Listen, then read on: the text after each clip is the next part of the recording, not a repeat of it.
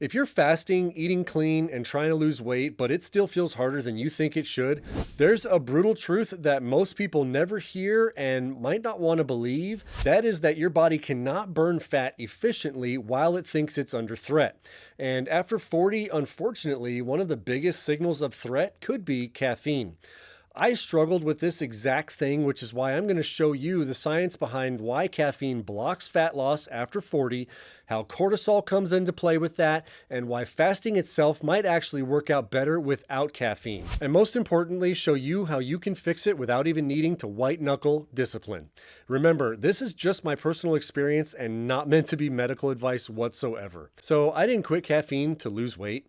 I quit because I was wired, but at the same time, I was always tired, inflamed, and quite simply frustrated that my body wasn't responding to caffeine the way that it used to. I was fasting, I was eating clean, I was doing the right things, but I still felt puffy. I still felt tense, and once I removed caffeine, something clicked. My body finally relaxed, and when it relaxed, my body weight just started moving quickly. And that wasn't willpower, that was biology. Most people think caffeine gives them energy. It actually doesn't. All it does is stimulate the nervous system. And stimulation is not the same thing as energy. Energy is created through recovery, proper sleep, diet, among other factors, but stimulation is just borrowed from stress. After 40, that difference matters. Your body becomes far more sensitive to anything that spikes cortisol. And caffeine is one of the strongest daily cortisol triggers people consume without even thinking twice. Every time you consume caffeine, your body hears one message: stay alert, something's happening. Your heart rate goes up, your blood pressure goes up, stress hormones rise. You might feel focused, but your body feels hunted. And a hunted body does not burn fat. It actually stores it. This is not a character flaw, it's a survival response. And in your 20s and 30s, you can mask it a lot easier. Your recovery is faster, your nervous system bounces back. But after 40, cortisol stays elevated longer, sleep becomes lighter, inflammation becomes chronic. So the same cup of coffee that once felt harmless now keeps your system stuck in a low-grade fight or flight mode all day. And that's when fat loss stalls. For years, I thought caffeine was helping me function and helping me burn fat. But looking back, I wasn't calm, I wasn't focused, I was just urgent. And losing weight always seemed to be such a struggle. Look, cortisol is not evil, it's necessary, but chronically elevated cortisol tells your body to hold on to fat, preserve all of your energy, slow repair.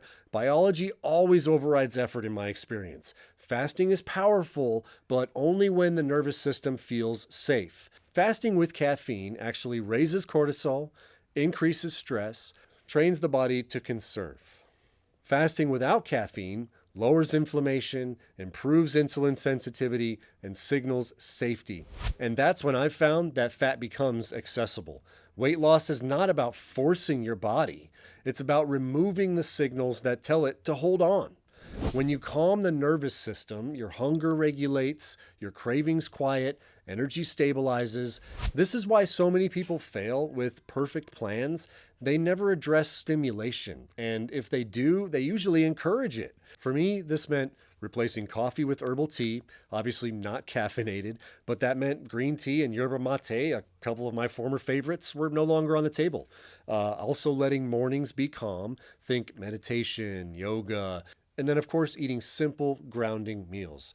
Chronic stimulation leads to chronic inflammation, and an inflamed body will not release weight. Now, here's the part that most people don't expect. There's often a short phase where your body actually feels worse before it gets better, but that doesn't mean you did anything wrong or you messed up. It usually means that your body has finally switched from storing to releasing. In the next video, I explain why weight loss often feels harder right before it starts working and how to move through that phase instead of quitting.